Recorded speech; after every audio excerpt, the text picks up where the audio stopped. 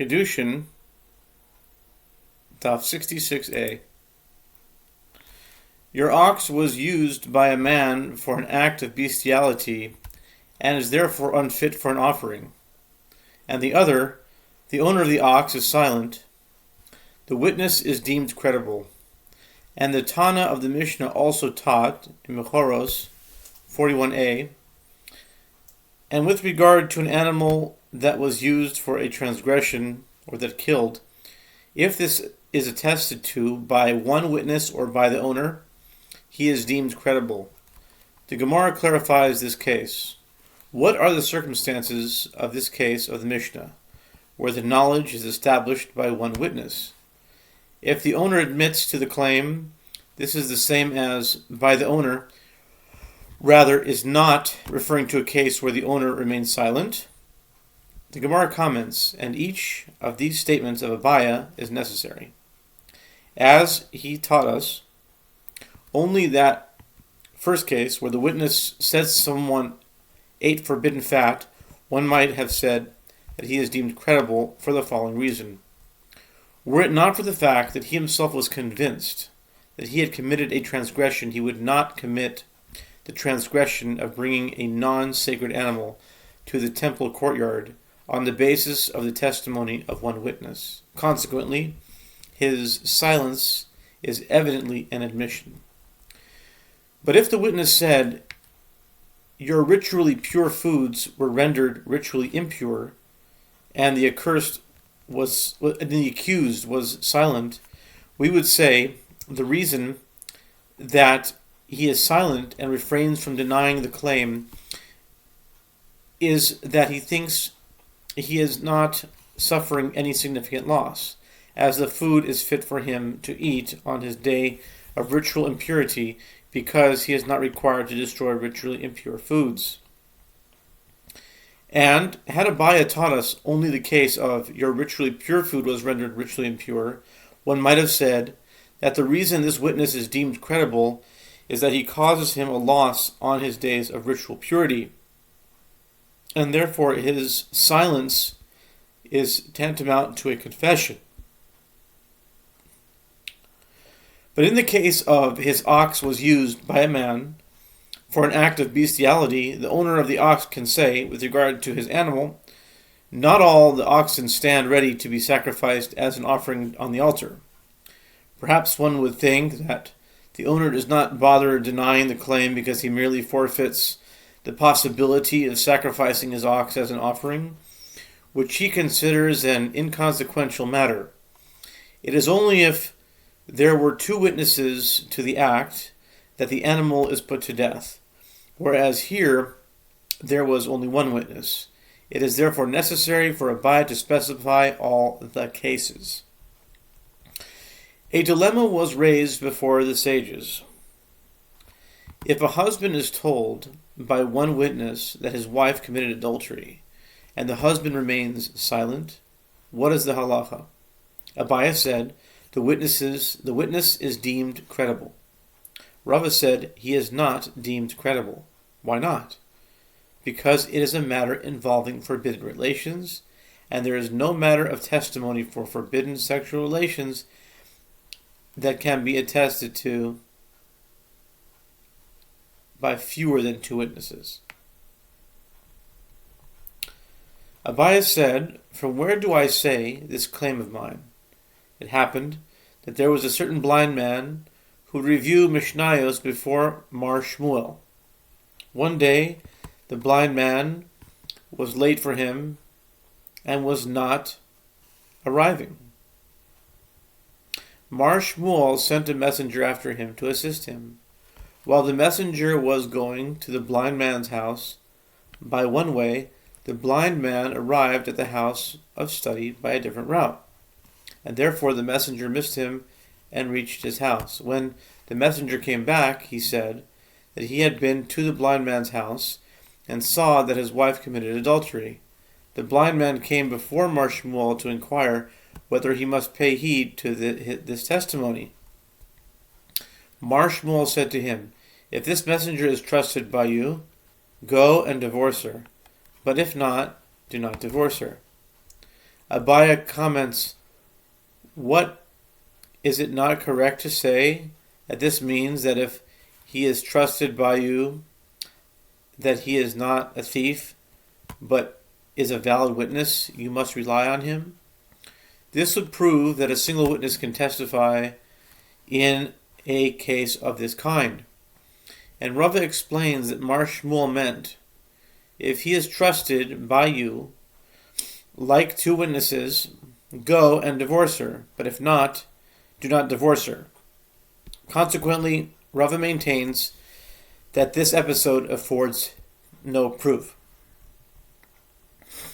And Abaya said, from where do I say this claim of mine? As it is taught in a Brisa, an incident occurred with King Yanai, who went to the region of Kohalit in the desert and conquered 60 cities there. And upon his return, he rejoiced with a great happiness over his victory. And he subsequently summoned all the sages of the Jewish people and said to them, our ancestors in their poverty would eat salty foods when they were busy with the building of the temple. We too shall eat salty foods in memory of our ancestors. And they brought salty food on tables of gold and ate. And there was one person present, a scoffer, a man of an evil heart, and a scoundrel called Elazar ben Poera. And Elazar ben Poera said to King Yanai, the hearts of the Pharisees, the sages, are against you. In other words, they harbor secret resentment against you and do not like you. The king replied, and what shall I do to clarify this matter? Elazar responded, have them stand by wearing the front plate between your eyes. Since the front plate bears the divine name, they should stand in its honor. Yanai, who was a member of the priestly Hasmonean family, also served as a high priest who wears the front plate. He had the Pharisees stand by while he was wearing the front plate between his eyes. Now, there was a certain elder present called Yehuda ben Gedidia, and Yehuda ben Gedidia said to King Yanai, King Yanai, the crown of the monarchy suffices you. In other words, you should be satisfied that you are king. Leave the crown of the priesthood for the descendants of Aaron. The Gemara explains this last comment, as they would say that Yanai's mother was taken captive in Modi'in, and she was therefore disqualified from marrying into the priesthood, which meant that Yanai was a halal, a defiled priest, therefore unfit for the priesthood. And the matter was investigated and was not discovered. They sought witnesses for that event, but none were found. And the sages of Israel were expelled in the king's rage due to this rumor. And Elazar ben Poera said to King Yanai, such is the judgment of a common person in Israel. In other words, merely expelling a slanderer is appropriate if the subject of the slander is a commoner. But you are a king and a high priest. Is this your judgment as well? Yanai replied, and what should I do? Elazar responded, if you listen to my advice, crush them. Yanai countered, but what will become of the Torah? He retorted, behold, it is wrapped and placed in the corner. Anyone who wishes to study can come and study. We have no need for the sages. The Gemara interjects, Rav Nachman bar Yitzchak says, immediately heresy was injected into Yanai, as he should have said to Elazar ben Poera.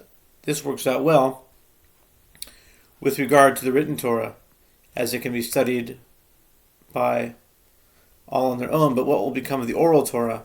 The oral Torah is transmitted only by the sages. The Brisa continues, immediately the evil arose and caught fire through Elazar ben Poera, and all the sages of the Jewish people were killed.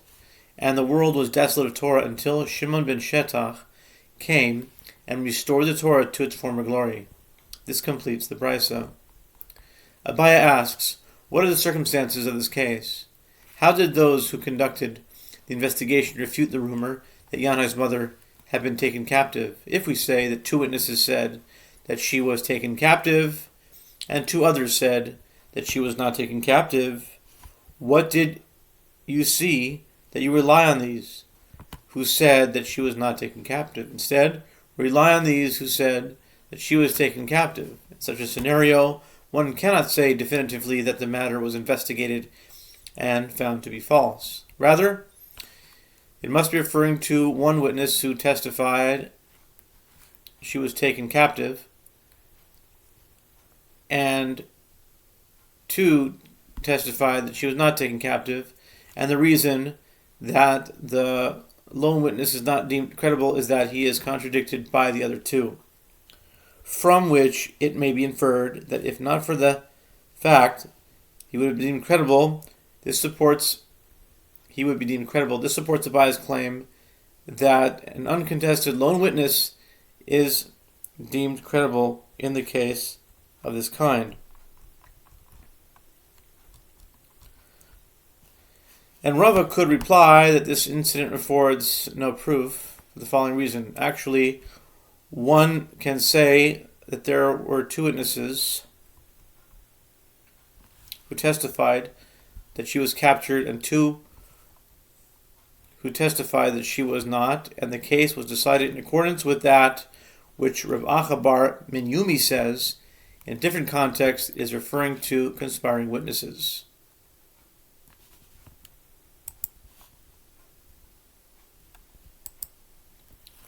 The second pair of witnesses did not contradict the testimony of the first pair, but established them as liars by stating that the first pair were not there to witness the event. This serves to disqualify the testimony of the first pair altogether. Here too it is referring to witnesses who rendered the first set conspiring witnesses. And if you wish, you can say that this is in accordance with the version of the story stated by Rabbi Yitzchak. As Rabbi Yitzchak says, they replaced Yanai's mother with a maidservant. The first witnesses saw that Yanai's mother was about to be taken captive, but the second pair revealed that she had actually been replaced with a maidservant, thereby negating the testimony of the first set. Amar Rava. Rava says,